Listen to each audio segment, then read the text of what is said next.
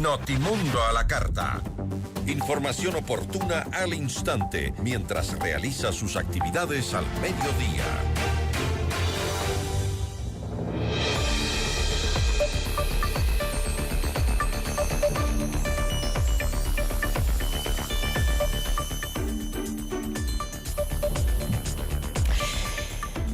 El presidente Noboa, como decíamos, cumple ya 2 años entre la guerra contra el crimen, la reelección y ahora su primer grave o gran revés en las urnas, tras el no ciudadano a sus reformas constitucionales. Mientras el gobierno exhibe cifras de capturas y comparativos de gestión, los informes internacionales siguen hablando de homicidios récord, crisis económica y denuncias de abuso en el marco del conflicto armado interno.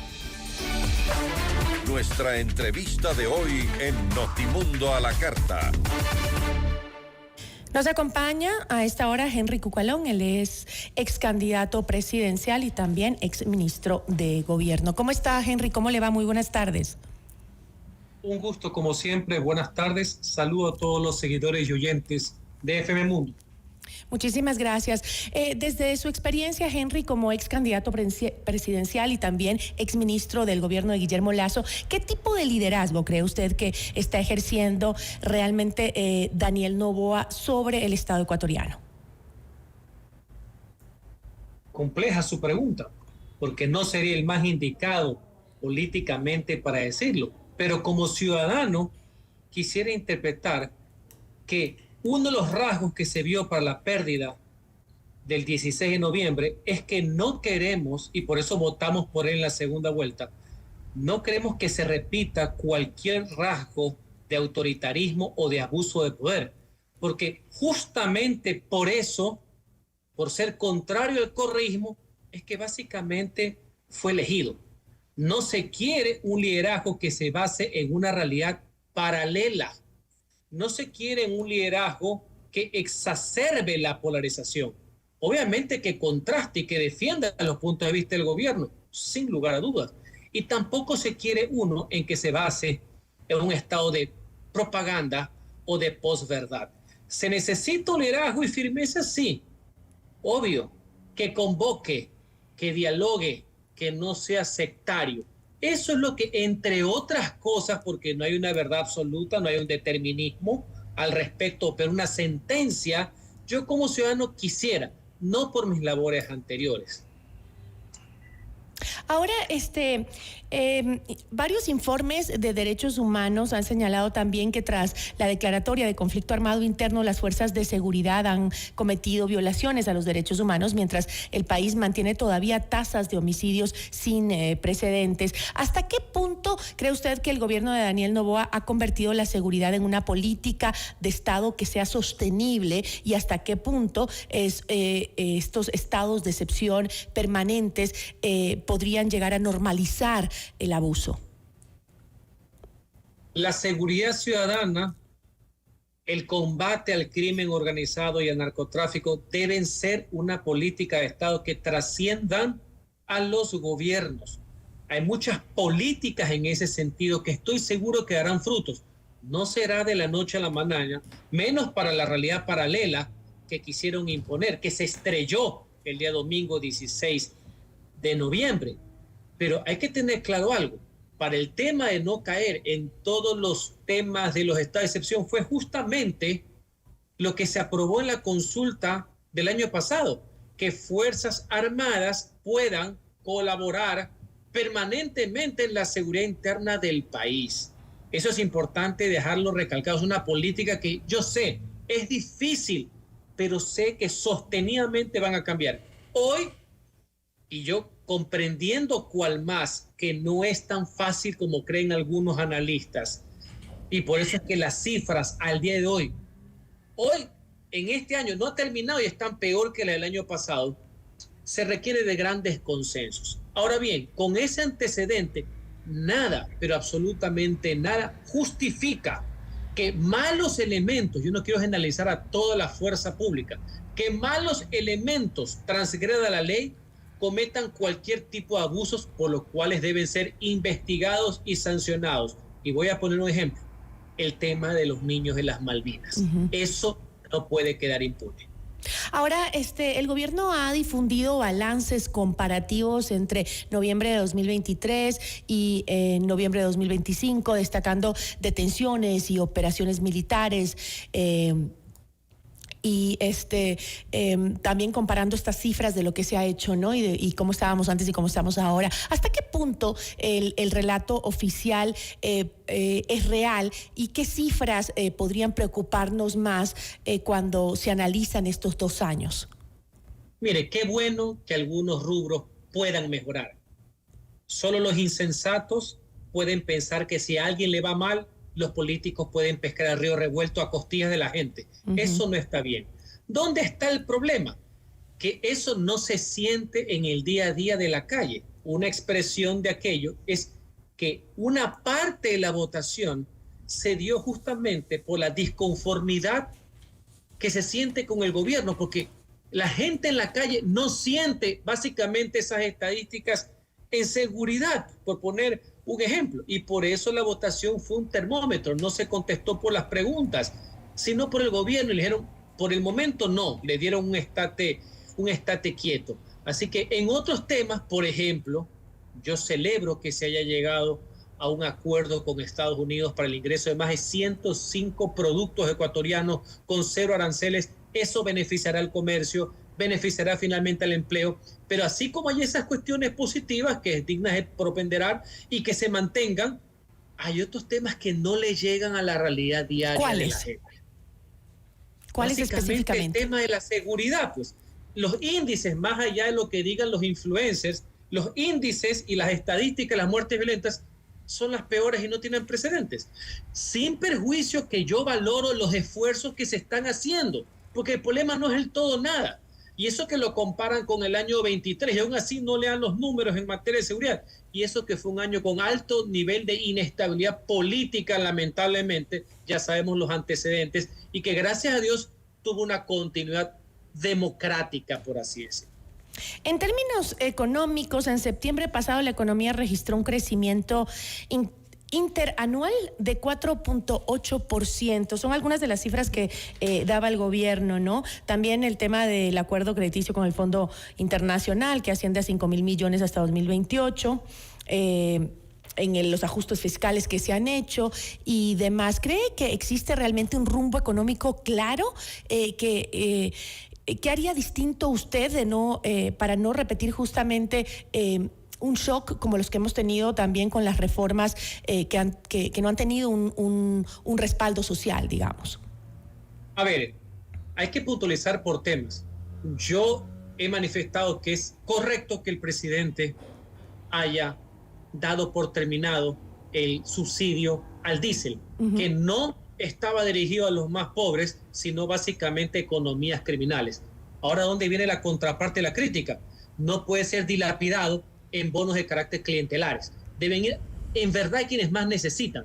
Y entre otras cosas, esos recursos podrían ir al tema de la salud, que es uno de los temas que más está agobiando de forma directa a los ciudadanos. Segundo, en modelo económico, el Estado no tiene los recursos para generar grandes obras de infraestructura, temas viales. Hay que apostarle totalmente al tema de la inversión privada, vía delegación, no estoy hablando de privatización, un vuelco absoluto hacia el sector privado para que pueda haber inversiones y por tanto el tema del empleo. O sea que hay algunas cuestiones. Ahora, no todo tampoco es de la noche a la mañana. Solo los demagogos pueden decir ese tipo de situaciones. La diferencia es que en vez de decir esto está difícil, complejo, esta es la salida a 2, 4 y otras a más años, quisieron vender que todo había cambiado, que todo era nuevo. Básicamente los influencers, ojalá que no hayan salido de tus impuestos y de los míos. Solamente me persino pensando eso. Y obviamente la realidad chocó contra eso. Punto. Ahora, pese a algunos acuerdos coyunturales, la conflictividad con sectores indígenas, sindicales, sociales, sigue latente. Desde su experiencia como ministro de Gobierno, como ministro de la Política, ¿diría que Noboa ha construido puentes estables con estos actores sociales? En los últimos tiempos no. Y quiero separar solamente un tema. La consulta, que debió ser el espacio ideal y un llamado a la constituyente, por complejo que era, para un gran acuerdo, porque esa era la carta magna y política que nos iba a regir a todos, no la declaración de los vencedores y los vencidos, no fue ese ejercicio. Y parte de eso fueron los errores que se cometieron, que generaron miedo en las partes, básicamente en vastos sectores ciudadanos, organizaciones sociales, que comenzaron a defender causas porque pensaban que sus derechos podían ser de una u otra manera vulnerados, y hay que comprender esa situación. Así como creo que hay una ciudadanía activa que le dijo al presidente, está bien, no permita mayor paralización o que no existan paralizaciones, yo me incluyo en esa ciudadanía.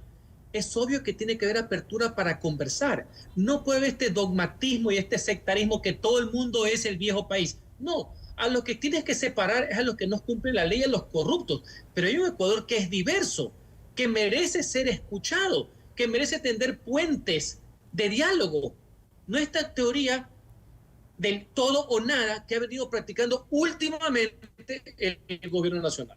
Bueno, pero al final logró, pese a todo lo que pasó con el paro, logró mantener la eliminación del subsidio, que fue lo que provocó el paro, cosa que no habían logrado otros gobiernos, ¿no? Y que tuvieron que pasar paros similares. Por eso yo separé ese tema, que lo apoyé. Creo que la gente mayoritariamente está de acuerdo que no cabía violencia, anarquía en ese tema. Pero tu pregunta fue global acerca del diálogo con toda la sociedad en todos los temas. Y qué bueno que en ese particularmente haya existido madurez también, porque inclusive los que piensan que fue una equivocación lo hacen en democracia, porque en los dos gobiernos anteriores, cuando se intentó, no es que reclamaron, no, conspiraron. Valga la diferencia. Lo que querían era derrocar a los dos regímenes. Aquí y los dos retrocedieron en la decisión, justamente para lograr la estabilidad. Los dos gobiernos anteriores retrocedieron en la decisión para lograr la estabilidad, ¿no? Por eso, porque al reclamo legítimo se juntaron gente que solo querían derrocar y buscar impunidad. Por si acaso yo llegué... ¿No cree que lo mismo pasa ahora? No, y en eso yo hago la clara diferencia. Aquí lo que se le ha hecho al presidente el 16 es un estate quieto. Tienes 3 años y medio enterito para seguir gobernando y rectificando. Ya sea por madurez democrática o por otros factores, no veo visos de conspiración, de sedición, y qué bueno, las críticas se hacen sobre la mesa, frontalmente y democráticamente. Muy distinto a lo que sucedió con los otros dos gobiernos. Hay que decirlo, es diametralmente distinto el escenario de parte y parte, por si acaso. Volviendo, Henry, a uno de los temas que son más, digamos, más álgidos de nuestro país, que es el tema de la seguridad. Hay muchas organizaciones internacionales que han alertado sobre posibles detenciones arbitrarias, sobre condiciones carcelarias críticas en el marco de esta guerra contra el crimen organizado que ha emprendido el presidente Daniel Noboa. ¿Considera que el presidente Noboa ha cruzado líneas rojas entre una política de seguridad firme y un modelo que podría verse en el exterior para ciertas organizaciones como autoritario? Yo creo en la firmeza en defensa de los intereses ciudadanos, pero sin duda alguna, creo que eso es positivo. Pero la firmeza no es sinónimo de violaciones legales. Si mañana en la ejecución de una política pública hay excesos, existen abusos, deben ser sancionados. Jamás deben ser escondidos. Dicho esto, en los proyectos de seguridad que, estando de acuerdo en los objetivos que se pueden mejorar, existían, y está pendiente el de la ley de inteligencia, por si acaso todavía, existían claros indicios que por tratar de mejorar el tema de la seguridad se transgredía el famoso concepto y lucha permanente que no es que tiene el Ecuador, tiene el mundo, entre el orden y la libertad. ¿Hasta qué punto no está dispuesto a conculcar derechos de libertad en aras de una seguridad? Sin prejuicio que eso fue dado por inconstitucionalidad de forma. Ese riesgo existe permanentemente y hay que estar atentos. Pero lo contrario sería la no actuación. Y yo no creo eso. Creo en una política dura, firme, que puede ser respetuosa de los derechos humanos, que puede ser amparada en la ley, pero que se ejecute. Y todo tipo de abuso jamás, pero jamás puede ser dado como cómplice por parte del Estado. Eso en mí no tiene cabida. En cuanto al tema de la relación con la Asamblea Nacional, de la gobernabilidad, hubo periodos de cooperación y otros tal vez de un poco de choque en la Asamblea, también el tema del peso de la figura de su madre en el área política. ¿Ve hoy un intento real? Escuchaba también a Natalia Morillo, la nueva ministra de Gobierno, hablar de que hay que dialogar con los sectores, menos algunos por ahí, pero ¿ve un intento real de construir equilibrios institucionales, de abrirse realmente al diálogo? El diálogo siempre será positivo. Saludo esa iniciativa. Qué bueno que el gobierno tenga una mayoría parlamentaria.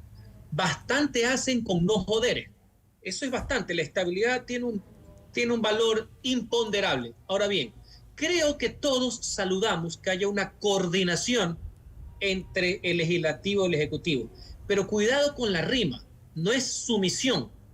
Los asambleístas, inclusive el oficialismo, no son los voceros del ejecutivo ni de Carondelet, ¿no? Chequen bien cuál es su labor y sus puestos. Ahora bien, con ese antecedente, hay un tema pendiente. Lo que sucedió con las leyes, que la ciudadanía quería que se aprueben, pero hay una mayoría legislativa con honrosas excepciones que confirman la regla, que no sé si es que reciben órdenes o le hacen culto a la ignorancia, pues. Aprobaron mamotretos de leyes, tienen que aprender a no volver a cometer esos errores, está a la altura de las circunstancias por si ahora se abre una oportunidad de tramitar ciertos cambios a la Constitución vía enmienda, donde no se necesite una consulta popular. Pueden ser 2 debates en una asamblea, pero tiene que estar a la altura de las circunstancias, tienen que saber de qué se está tratando. Ahí hay muchas deficiencias, pero espero que se corrijan, espero que haya también esta visión, que existan los diálogos, pero que no exista sumisión, ¿no? Coordinación sí, que no es lo mismo. Bueno, para cerrar, Henry, después de estos 2 años de guerra contra el crimen organizado, de la dura crisis económica, consulta y referéndum perdidos y una reelección que fue peleada y muy controversial, ¿y cuál es... cree que es la situación hoy por hoy? ¿Ecuador está mejor, igual o peor que antes? El Ecuador tiene que seguir mejorando. Yo no quiero jugar a eso, eso es propio del algoritmo, ¿no? El peor de la historia, el mejor de la historia. No. Yo leo libros, yo no leo caracteres en ese sentido. Han mejorado en algunas cosas, no como ellos lo pintan. Ciertos logros han sido exagerados y los errores tapiñados. No, ha habido mejoras y qué bueno. Y que en el tema de la seguridad se corrijan algunas cosas y que el Ecuador siga adelante en un solo acuerdo fundamental para favorecer la vida de los ciudadanos. Que se mantengan los convenios de cooperación que se suscribieron el año 23 con Estados Unidos, que son muy positivos y necesitan implementación, y muchas políticas de Estado. Pero eso de jugar, eso hacen los algoritmos, ¿no? El mejor y el peor. Yo no vacilo eso de ahí. Le agradezco muchísimo, Henry. Muchísimas gracias. Gracias a ti. Una buena tarde. Estuvo con nosotros Henry Cucalón, ex candidato presidencial y ex ministro de Gobierno del presidente Guillermo Lasso. Notimundo